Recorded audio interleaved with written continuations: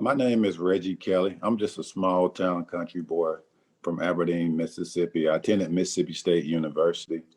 My wife Sheila and I, we are the founders and owners of Kyvan Foods, that's located and headquartered here in Atlanta, GA. We are also the founders and owners of Kyvan Body Essential, a new hair and skin care line that we've just incorporated that's located here in Atlanta, GA as well. Played 13 years in the NFL. I started out, again at Mississippi State University and played 4 years there. Was all SEC academic honor roll and all SEC football player as well, Arthur Ashe nominee. And so when I grew up next door to my grandmother, my grandmother always told me, baby, don't put all your eggs in one basket. We in this generation understand what that means. You have to use all of your God-given talents and put them on display. So I want to make sure that I was really, really sound academically, but I also wanted to be a great athlete also. So in 1999, I was drafted to play tight end here in Atlanta with the Atlanta Falcons, the Dirty Birds.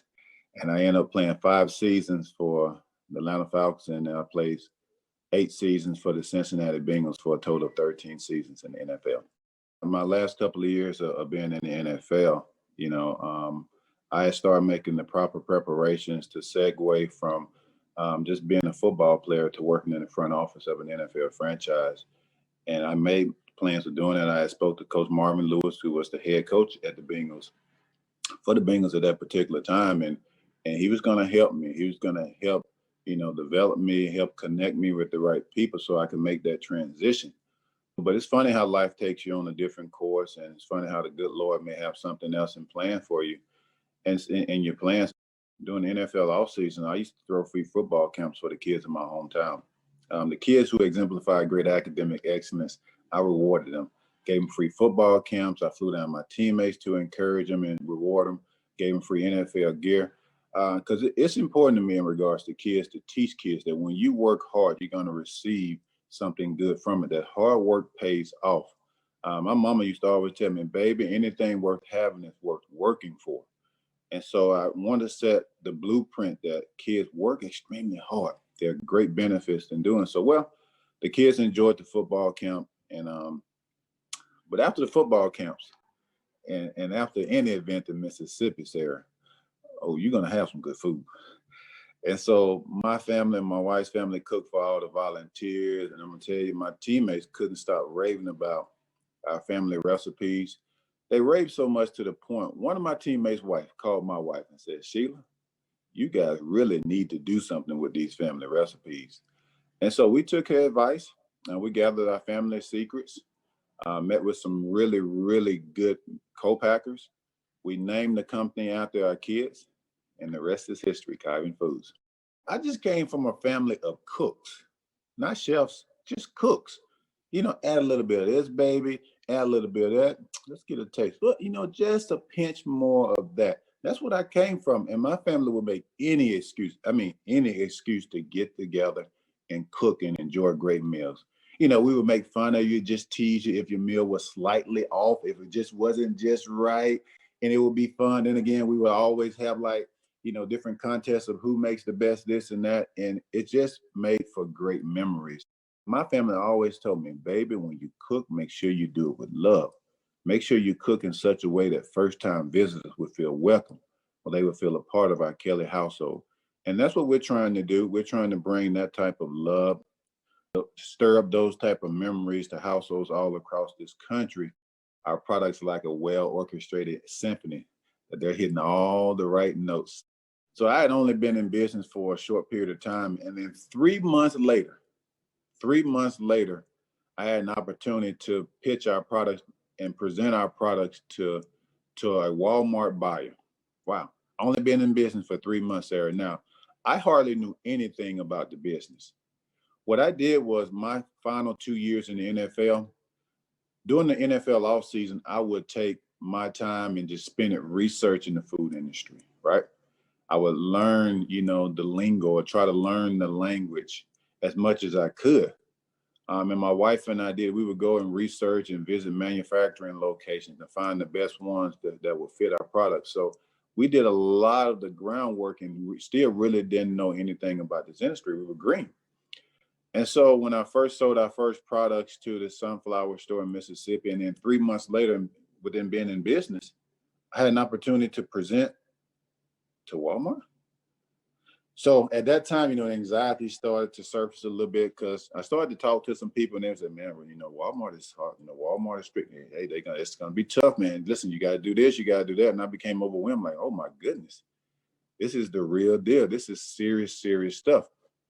So I went into the meeting and I met with the buyer and he sat across the table from me. He leaned in and he leaned back, gave me one of those stares, really good poker face, really couldn't quite figure him out. Then he leaned forward again and he said these words to me and I'll never forget. He said, you know what? There's something about you. I'm gonna give you a shot. Really? He said, yeah, I'm gonna give you a shot. And I was amazed. I was floored that he would say that he would give me a shot. And I learned a couple of lessons from that particular meeting. He didn't say, I'm gonna give your products a shot, which we have really good products, Sarah.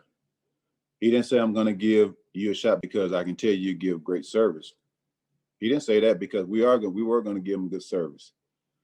He definitely didn't say we're gonna give you a shot because you got some really good sales numbers. We had only been in business for 3 months. So the numbers were very, very minimal. But he said, I'm gonna give you a shot. And that told me one particular thing, that people invest in people. And people like to do business with people that they like. I learned that very, very quickly. The next thing I learned is that you don't get a second chance to make a first impression. When you do, make sure you kick the door in. The last thing I learned from that particular meeting is if you do the little things right, the big things will follow. See, what I didn't mention to you, Sarah, is once I found out that I had that meeting with the Walmart buyer, I knew that I didn't know much about the industry. And he knew it because I was very transparent with him and I told him. But what I did before I even had that meeting, weeks and weeks leading into that meeting, I would go to Walmart stores in my area every day. I would walk up and down the aisles and I would look at my competitors' brands. I would look at their packaging, look at their nutritional information, compare their ingredients to our ingredients. I would compare how the product was packaged compared to our products. I knew that product inside and out. And I knew the type of angles I needed to take in order to get the buyer's attention. But not only that, I walked around the entire store just learning the Walmart language. EDLP. What does EDLP stand for? That's French. EDLP. What does EDLP for? Excuse me, ma'am. Excuse me. You work here, right? And I would ask the worker, could you tell me, how do you pronounce EDLP? She said, no, sir. EDLP, that stands for everyday low pricing. Here at Walmart, we're going to give you the lowest price every single day. So we don't have to put our products on sale. We're giving you the sale each and every day. Okay, that's what that means. And every day, Sarah, every day I would go to Walmart stores and ask questions to the employees. Now looking back over it, I was a little bit naive, but looking back over now, I can guarantee you those Walmart employees thought I was an undercover agent from Walmart's corporate office. Trying to make sure that they were doing what they were supposed to do. And when I came to that meeting, I didn't know much, but the buyer could tell I had researched. He could tell I was very detailed. He could tell if I could learn that much in 3 months, imagine what I could do in the years to come. And he knew it. And so he gave me a shot because I believe he saw my work ethic. He saw my detail. He saw my attention to detail. And he saw that I did the little things right. And the little things right will carry you a long way in life. Food service was hit really, really hard at the beginning of the pandemic. And some of these restaurants and some of these operators still haven't bounced back. A lot of restaurants, we know, closed their doors permanently. And some of those restaurants that closed their doors, we were their suppliers. And so we, because they closed their doors, which, I didn't, I wasn't sad necessarily just because we lost the account, but anytime any business, have to close their doors because of, something as hard as this pandemic, it saddens my heart. And so I was sad because, I know a lot of, people have started business and have worked extremely hard, have invested a lot of time and energy into their businesses, and to see, their business really go up in smokes in a matter of some months, that's a hard pill to swallow. And so my heart goes out to those companies, especially the small mom and pop independent restaurant chains. It really does sadden me. I always tell my kids, never quit, never stop, fight for your dreams, never give up. You can do anything. You can do all things through Christ will strengthen you. I constantly pump positive into my kids. Well, if I'm going to tell them, I can't just talk about it. I have to be about it too. And so my wife and I, what we decided to do, well, listen, the restaurant industry is struggling right now. Food service is struggling. So most retailers are doing extremely well, but some of the specialty products may not have been doing really well, especially ours in that particular market, the Publix retail stores. So what we did was we pivoted. We said, okay, let's re-strategize. I want to add this little side note. Anything in life, you're going to have to re-strategize. You're going to have to pivot. You're going to have to make adjustments. If you don't, your business or whatever you do is going to fall through the cracks and you're going to get left behind. So we pivoted, we re-strategized, and what we did was we focused on our e-commerce platform. Because at that particular time, everybody was ordering everything, through online platforms. Everybody was ordering everything on Walmart.com or Kroger.com or Amazon.com. And so what we did was we pivoted and we really beefed up our online platform. We beefed up the content. We altered some things. We made things even more engaging to the point where we had a great conversation with QVC and HSN, and they ended up featuring us four times on that network during the pandemic. And that really, really helped our online platform as well. And so many times we look at tough times as being an obstacle, and they are obstacles, but a lot of times there are blessings in tough times. And because we took the initiative to really beef up our online platform, because we know that that's what people are going to be gearing towards. And at that particular time, we got an opportunity to be on QVC. So people not only could see us on QVC, but when people go on QVC, they're going to go to your online platform, go to your social media platform, your website. And when we did that, it increased our brand awareness. It increased our sales to the point where some of the accounts that we were missing sales, we got them back in large quantities because we were featured on QVC and HSN. And so there are times in all of our lives that we are going to have to strategize, re-strategize, pivot, make some different changes. And those changes can prepare your company to something positive. We're supposed to help our neighbors. But who are our neighbors? Our neighbors are not just necessarily the person that lives next door to you. You're supposed to help those who live in neighboring towns, neighboring cities, neighboring states, neighboring countries. And it all starts with me. The change I want to see, it starts with me. I can't focus on, who's in politics. Do I love politicians? I can't focus on my teammates. Do I love my teammates? I can't focus on CEOs. I have to focus on me. And if I can do my part, then I know I would have done everything that the good Lord has purposed me to do. Even though, I failed and everything haven't gone the way I wanted to go. Sarah, I always like to say either I win or I learn. Either I win or I learn. So even in my failures, I'm not really failing, I'm learning. And I'm going to pass down what I've learned to those so that they don't have to make either the same mistakes or so that they can avoid some of the pitfalls. It's all about my faith. I grew up in a faith-filled community with my dad and mom. But my dad and mom were like dictators. You had to go to church. You had to do it that way.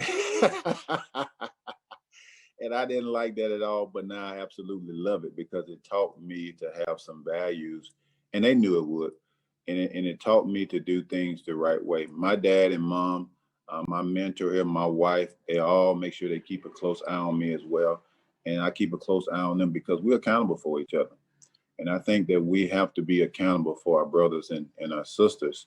Again, I'm going to say this, regardless of your race, regardless of your economic status, regardless of who you vote for, we're all in this together.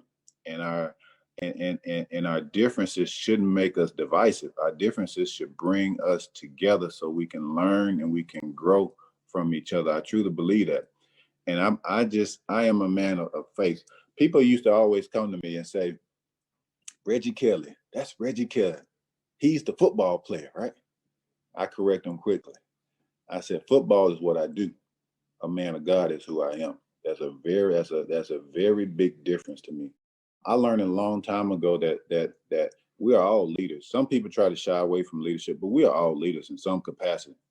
The question is, are you going to be a good leader or a bad one? That's your choice. Because depending on your choice, you have people that are watching you. It doesn't matter how big the audience is. People are watching your every move, whether if they say it or not. And it's our job is to take that influence and make sure that we leave the right legacy behind so that others can follow. If I'm going to be a football player on the football field and my job calls for me to dominate, my job calls for me to carry out the play selection to the best of my ability, then that's what I'm going to do. And I'm going to compartmentalize that to, hey, whatsoever I do it heartily as to the Lord and not unto man, which is Colossians 3:23. That's my favorite scripture. So everything I do, Sarah, I'm going to give it my very best because the good Lord gave me this gift and I owe it back to him to give it back to him. And so in football, I'm going to go be the best I can. I'm going to wake up early, go to the weight room early, stay late, study my film, have the right eating regimen, take care of my body. Why? Because that's my gift back to him by giving him my all back to him. No different than being an entrepreneur. Being in the food industry, you have to have great customer service. So we're going to be the best. You have to be consistent. So I'm going to be the best. You have to pay close attention to the details and have great brand awareness. So we're going to be the absolute best.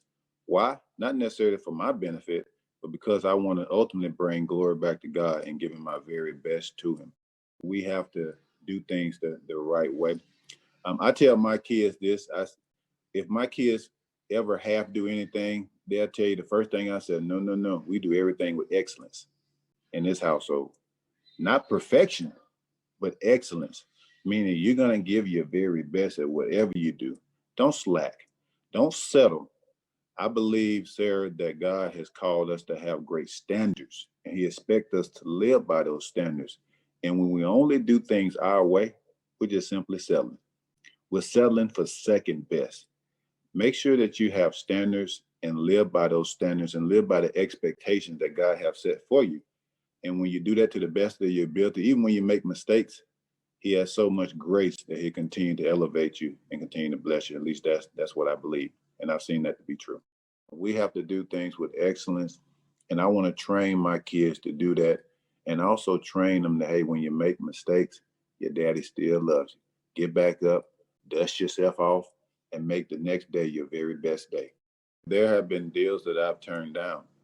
There have been deals because that's not a part of my business model. It's not about part of my business model to be deceptive. It's not a part of my business model to step on other people just so that for my advancement. I can't do that. I can't sleep at night. Man, I know that's not pleasing to the good Lord. And so I have noticed that when I have turned down deals for the right reasons, when one door closes, another one opens up, and I'm able to do exactly what I want to do. And I understand that in business, you do have to make adjustments. In business, you do have to negotiate, but you should never negotiate your integrity. Never. That should never be up for negotiation. The way that you do things, doing things right. My mom always taught me this, and I love my mama gives, she gives some great quotes. She said, baby, if you do right, right will follow. Good guys do finish first, but you have to make sure that you are one of those guys that are willing to do that and willing to be different, willing to be criticized for being different, willing to be looked at strangely for being different. In order to make a difference, Sarah, you're going to have to be different. Point blank. There's no other way around it. People have always liked me from the standpoint when I was, being an athlete, people cheer you on. But once I crossed over into business, I did see a lot of people only, compartmentalizing me to just being an athlete. That's all he could do, being an athlete.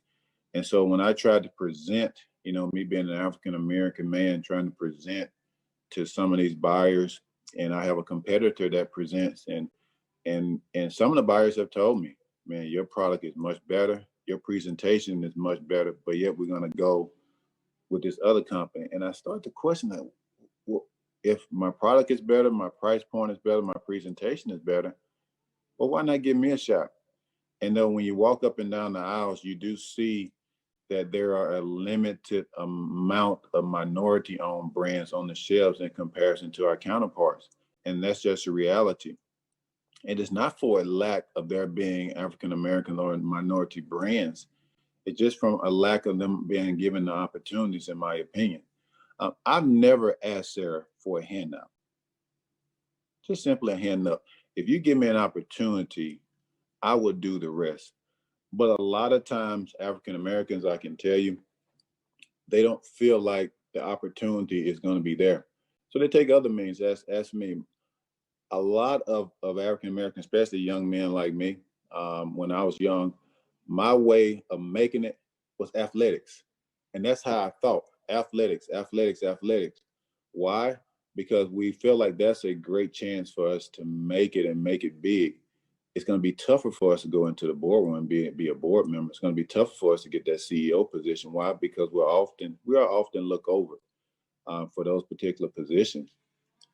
And I'm not saying that to whine, but what I am saying is that if we have an opportunity, I believe that we can excel as African American culture in anything that we do. Most of the head coaches in the NFL are white coaches. A lot of the players are African American players. A lot of the assistant coaches are African American players. Why aren't owners hiring more African American coaches? Um, a lot of it is not racism. A lot of it is, like I said a little bit earlier, people do business with people that they like. And a lot of times people do business with the people that they like because they have the same skin color and they can relate to you a little bit more. And a lot of that has to do with it as well. And I understand that also. I think there are some great owners in the NFL. I think there are some great white coaches in the NFL. And kudos, I want them to excel and do extremely well. But I also know that there's some great African American coaches that will go in, kick the door in like a Tony Dungy, and go do extremely, extremely well if they are afforded the opportunities. And again, I say this, I don't want a handout. My mom and dad always taught me, listen, baby, whatever you want, you work for it. But all we want is a hand up, meaning just give us an opportunity to get in there and show what we can do. And if we get in there and we don't meet your expectations, good.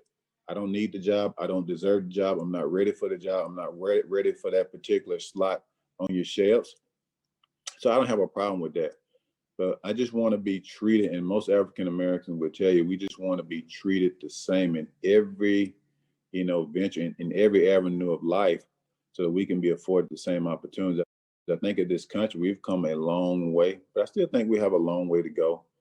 But I think with the right leadership, and I think with the right hearts, with us as citizens, we can do it. But it's going to take a lot of work. And I'm hoping that I can use my platform, regardless of how small or how big it is, to talk objectively. It's not just about me talking about Blacks. It's not just about me talking about football. It's about me talking about everybody. I want to see everybody succeed, Sarah. Everybody succeed, regardless of your skin type, your skin color, regardless of where you're from. And we need to have those conversations and not only talk about it, but also be about it as well. To me, the American dream is being purpose driven. Just living your purpose, regardless of what that is. You can be a teacher, but be a teacher and do it with excellence. You can be a lawyer, be a lawyer. A smart man knows what to say, but a wise man knows whether or not to say it and how to say it. And you're not going to get much sleep. Research what you're getting into. Really learn as much as you can on your own. Because, the more you learn, the more insight you get, it will help you. And don't be afraid to ask questions. Don't get embarrassed or feel like, it's a foolish question. There are no foolish questions, especially if there's a chance you can lose a lot of money. So make sure you do the little things right. Research, ask a lot of questions, and then have some mentors, people who have been there, who have done that, who've had tremendous experience that can help guide you along the way. In every phase of life, you're going to need mentors. We can't be the Lone Ranger and do everything. I truly believe that the good Lord blessed us all to be different, not so that it can cause division and so that we can become divisive, but I believe he allowed us to be different so that we can lean and depend on each other and grow from each other and learn from each other. And that's how we can really go further together if we really want this country or this world to be great. And that's very important. And that's why, to me, it's not about just my kids and their future being great, or my family, or people that vote like me. I want everybody to do extremely well. And so the change that I want to see, it has to start with me.